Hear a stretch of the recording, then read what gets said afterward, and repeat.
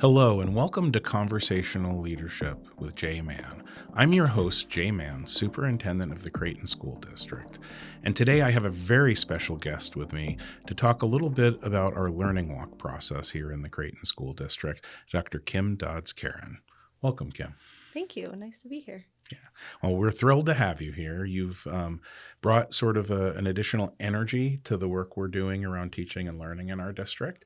And I just was excited that you were willing to kind of come and have a conversation with us about these learning walks. And just for our audience, we talk about a lot of different sort of leadership concepts. And so sometimes they're very directly related to Creighton. Sometimes they're more broad. Typically, we always try to make some sort of Creighton connection. So some listeners are in Creighton. Some educationers are in the education game someplace else.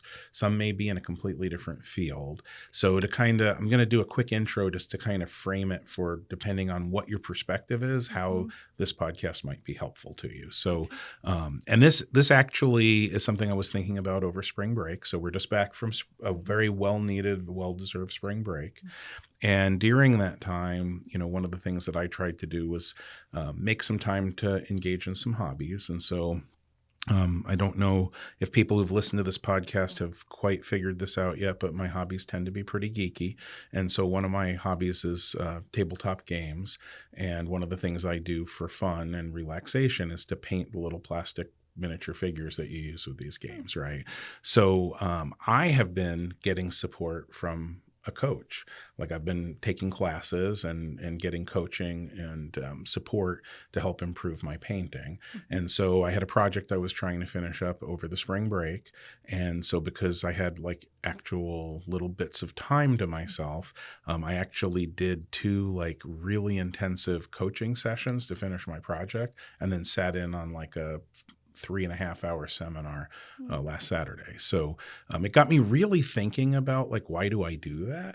And it's because I want to improve my practice, right? Like, I want to be better at doing that, because then my work product, the thing that I'm producing, in this case, little plastic figures to play games with, will look nicer on the table, right? So it's a kind of a silly thing to engage in improving in, but often we want to improve not just in our professional practice, but in the things that we enjoy doing in our free time. So I have friends who play golf, and they have a golf coach or a golf instructor, right? I've got friends who have kids who are involved in like club sports, right? So even at a young age, they're getting them coaches. And I remember a long time ago listening to some professional sports players talk about, you don't get a coach because you're not good. You get a coach because you are good and you want to be better, right? So even the people who are at the top of their game, Olympic athletes, people who play professional sports and make millions of dollars, it's very important for them to have a coach. So even for me, for my little plastic people, I have a coach to help me paint them better. And so that got me thinking about our learning walk process, right? Because fundamentally what we're doing is we do our best to have as much support in our district to help our teachers and our staff. And so one of the things that we provide is coaching, and another thing that we provide is feedback. And so the learning walks process is really about feedback. And while it's not, here's a paint over like a digital representation of where you could do things differently with color, or learning about color theory, we're learning about how perhaps we can improve our practice in the classroom, and maybe some of the theory behind that to help us kind of move and get better. And so regardless of what field you're in, there's probably ways this applies to you, but in our case, we kind of manage it through this learning walk process. So way too long of an introduction, but basically kind of get to the concept of why are learning walks important, and how does this have bearing on regardless of what you do professionally or as an interest. So that's a really long intro. So would you mind kind of kicking us off with just an overview of our learning walk process? Sure. Learning walks are not a new process to Creighton. While I am a new addition to the team, I've learned that learning walks have been a core value of our district in helping support teachers and helping support our administrators in what do we expect to see in a classroom to support learning. Right. Of course, guided by our student outcome-focused governance, we have a commitment to ensure our adult behaviors are positively impacting student learning. Yeah. And learning walks are perfect for that. They are Yeah. non-evaluative, but they give us the opportunity to see real-time teaching and learning happening. Yeah. We work together in teams comprised of folks like you, me, Dr. Pombo, our assistant superintendent, site leaders, coaches that support the campus through content, or our exceptional student services department, or our behavior team. We all go together and we divide into teams and we visit every single classroom on the campus. Right. And when we go, we are guided by a rubric that is aligned to our Danielson framework. While not evaluative, we want to be sure that everything we're looking for is helping to coach and support a teacher in what they one day will be evaluated on. Right. So we look for planning and preparation, how are teachers prepared for the students who are walking into their classroom? What does that physical environment look like? Is it tidy? Is it welcoming? Is it colorful? Does it display student learning? What are our learning targets? What are our success criteria? Are teachers ready for the people sitting before them? How do kids know what they're going to be learning? How do they know if they're successful with what they're learning? And then we think a lot about classroom environment in terms of engagement and classroom management. Right. So what has a teacher done intentionally to engage their learner? So as teams we visit, we all see it a little differently, which is the beauty, I think, of these teams. Because a principal is going to have a keen eye on something they know their school's working on, whereas someone like myself, I'm going to be looking from a curriculum perspective. A coach who might be working with that teacher is really hoping to see what they've been working on transferring into practice. Right. So we all come together and we debrief and we talk about what we saw and we give teachers feedback. In our school district, the opportunity to debrief and give that feedback is pivotal for principals then taking it back to their campus and telling their staff, here's what they saw on learning walks. This is what we want to celebrate. And here are opportunities for us to continue to improve. It's awesome. And you mentioned our student outcomes focused governance goals. So I think it's kind of important that we also note that among those goals, we have something, we've talked about this on the podcast before, but we have something called interim measures. And so some of our significant interim measures for this year revolve around some of the specific items on that learning walk rubric and our desire to see a certain level of improvement as an average across our district, right? With those. So the goal would be the entire ship is rising in the water level. We're actually, getting to a better place overall in our instructional practice with that tier one instruction, using some of those components that you just talked about as the measures of are we getting there, and then bringing that group in to be the ones to make that determination. They're all completely connected. Yeah. Our goals, our interim measures, and then our guardrails specific to our learning walks, guardrails 2, guardrail 4, and the specific interim measures within those. And we get to report out on those in April, Right. which we're excited about. Yeah. We're looking forward to the opportunity to highlight all of the successes we've seen, the growth. And I think that's really important. You mentioned your figurines and the growth you are demonstrating in your painting. We're seeing growth with teachers. Okay. And that, I think, is something to highlight. Our learning walks are not a one and done. Right. They happen quarterly. This year, we have visited over 600 classrooms. Wow. I think it was 637 last I looked. That's incredible. And we have more again tomorrow. Yeah. But I think when we think about our growth goals, we know we are never going to achieve perfection. Right. But we do aspire for continued growth for our teachers and our students. Yeah. I mean, we're asking our students to grow, and the only way they can get there is not only by our teachers growing, but as you mentioned earlier, our administrators, right? It's not just our principals that learn from doing these learning walks. It's each of us that participate as well. I know I've learned a lot doing learning walks. It's amazing getting to visit different campuses and different classrooms and getting to see what's happening in those classrooms. It's given me a different perspective on some of the needs in the district and how we can better support our teachers and staff. So I think it's a powerful practice in the sort of support it gives for growth and development as teachers in the district and as administrators and support staff in the district, but it also gives us the ability to get a better lens on what are the ongoing needs throughout the district for that. So Could you delve in a little bit deeper for us on, you mentioned some of these different areas that we're going to drill into. Could you talk a little bit about some of those more specifically, and what types of things are we looking for, and what have we noticed over the course of, say the past year is happening in relation to those? So I think I'll go back a little bit Yep. with how our learning walk process flows. As a team, we come together and we have a very common agenda for all campuses, Right. where we look at student achievement data directly aligned to SOFG goals. Right. We then look at what is the school's action plan? What are they doing to help inch their way toward their site-specific goals? Right. That then leads the principal to help us understand, here's what I want you to look for. So several of our campuses for their action plans are focusing on learning targets and success criteria. Makes sense. Makes sense. Those are key to the work we do with learning walks. So when we go in, we are looking for not just a statement on the whiteboard or a slide in a slide deck. We are looking for a teacher who can articulate to their students in student-friendly terms, here's what we're learning today.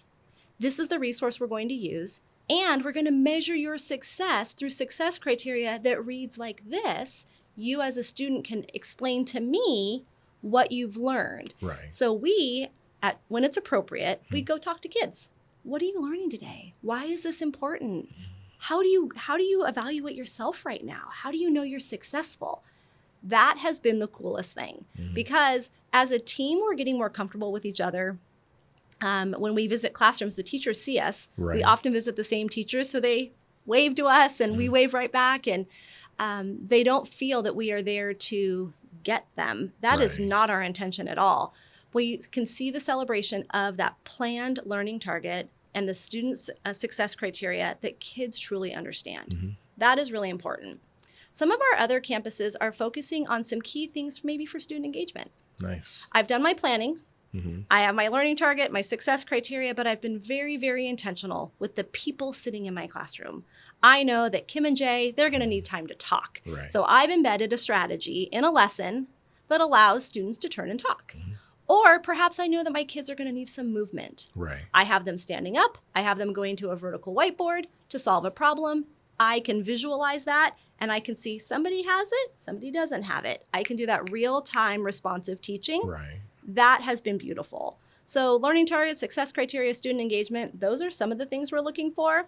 We're also looking for some simple tweaks. Right. Maybe a teacher's classroom isn't organized in a way that allows them to move around the room well. What can we do differently? We observed that sometimes our teachers were somewhat tethered to their desk with their iPads. Well, our director of instructional technology, he's part of our learning walks. He's like, I can fix that. So teachers now with pens can walk around their classrooms to ensure that they have proximity to students, because we know how important proximity is. Right. It either is a, hey, I'm proud of you, or a, hey, let's get back on task. Yep. And so I collectively, we're all learning together. Yeah, that's awesome. I think it's part of the power.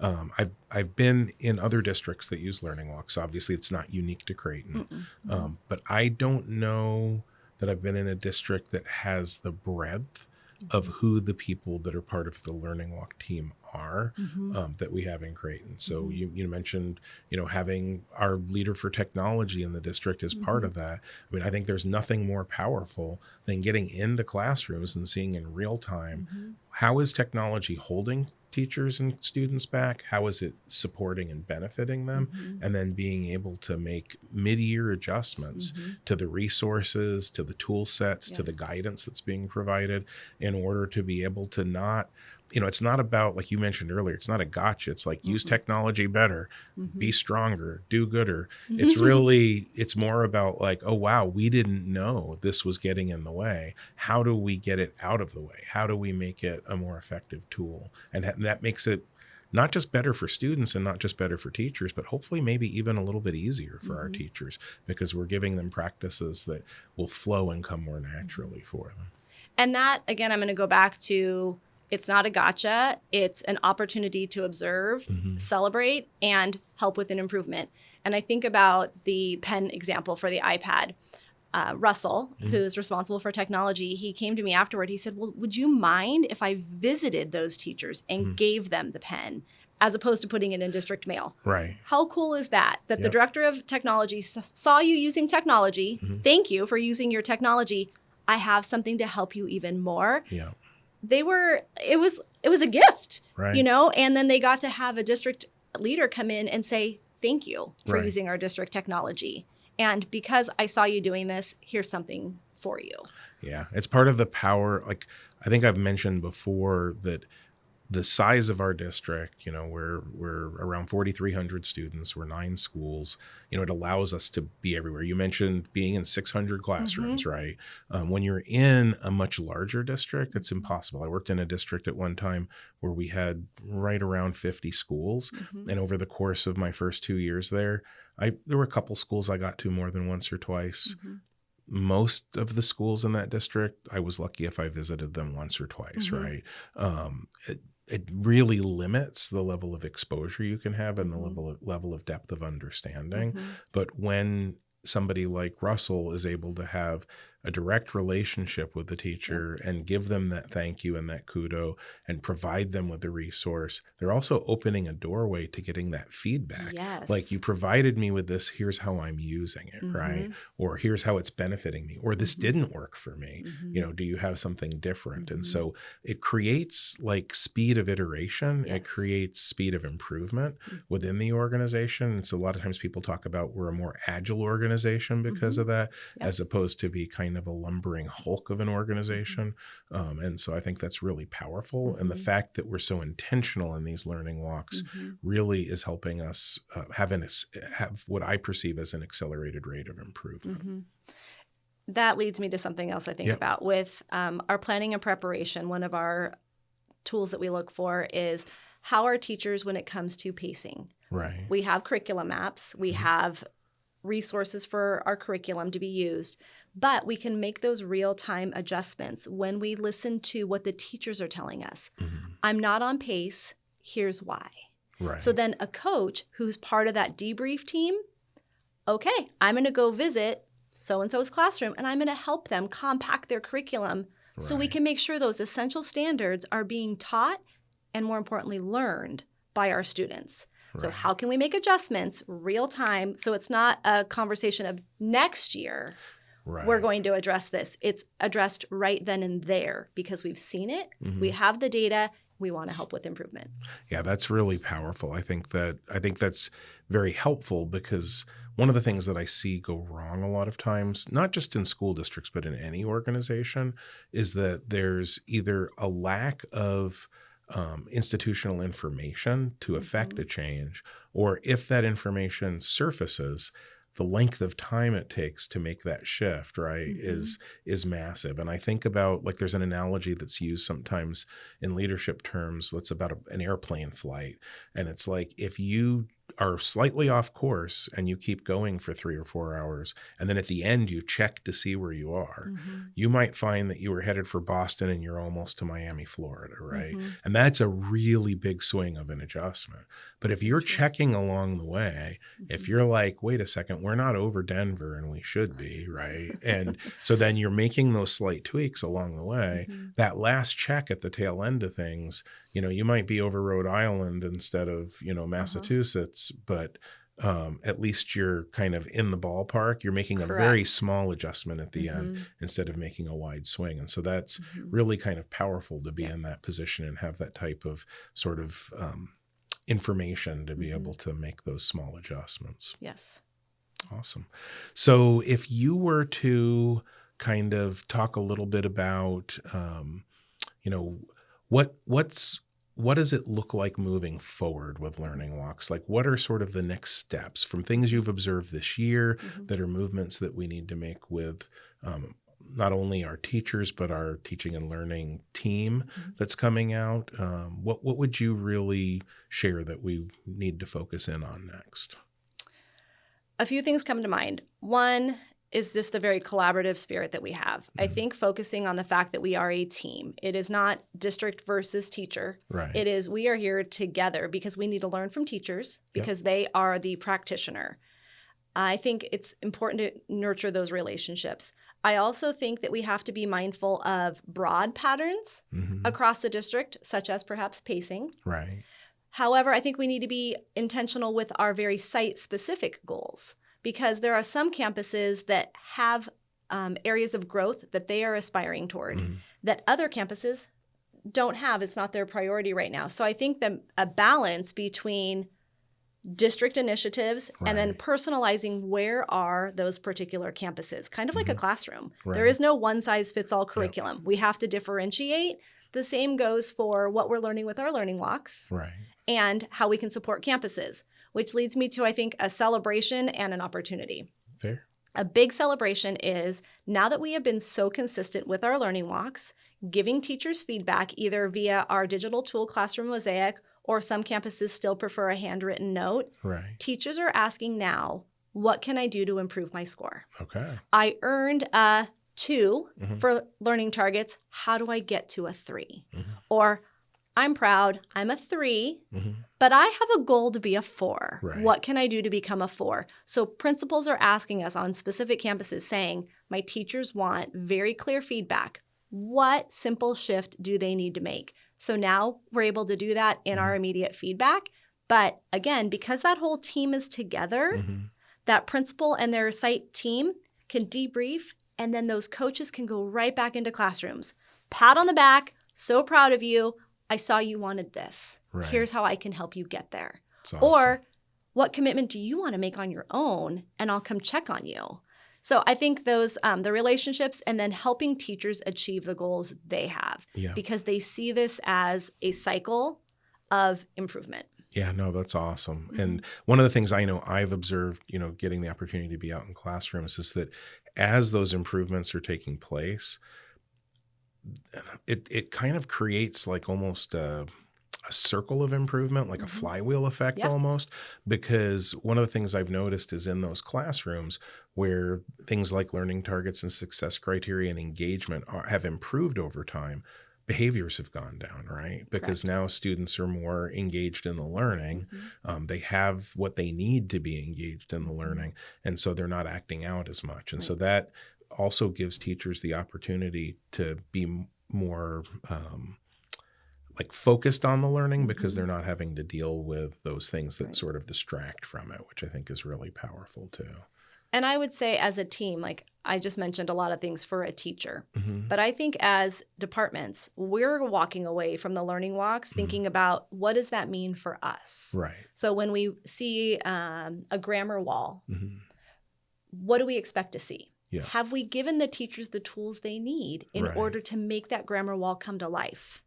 Yeah, that makes sense. As a team, what commitment can we make to make it easier for our teachers to have the resources at their fingertips? So as we look to Design Studio this summer, what adjustments do we need to make with our curriculum maps? How can we build in perhaps some hyperlinks or some downloadables that would make it very easy for a teacher to have at their fingertips the resources they need to help them teach their students? So commitments from us as department leads to support our staff to help support our teachers. That's awesome. I love that it's not just like coming into the room to tell you, here's the things you can do to help improve your practice, but we're also looking at it as a way for us to determine, what can we do? How can we improve our practice as well? So the supports we're providing, we're here to support you. So if you had is there one broad stroke, and this is probably an impossible thing, but is there one broad stroke recommendation you could give somebody who, based on everything that you've seen in the classrooms, like this one really incredible strategy that just about anybody could kind of bring to bear that would help sort of make a positive shift forward in instructional practice in the classroom? I know it's a tall order, putting you on the spot with that one. The first thing that comes to my mind is get to know your students. If you know you have an avid reader, if you know you have a reluctant reader, know them. So when you are planning for them, you can be mindful of who those students are. If you have a student who loves to fidget with things, make sure you get out the math manipulatives. Be intentional. Know your students. I think that's a really simple solution. Yeah, it feels like it would have impact Hmm. sort of across the board and certainly in that engagement space that you talked about Hmm. earlier. Well, I really appreciate you taking the time today to kind of talk through what's happening with learning walks in the district. I can hear your excitement. I know you're pretty excited for this upcoming board meeting where we're going to get to look at what our journey's been and how Hmm. far we've come so far and what's ahead for us. And just to really appreciate you taking the time to do this with us today. Well, thank you. Thank you for having me.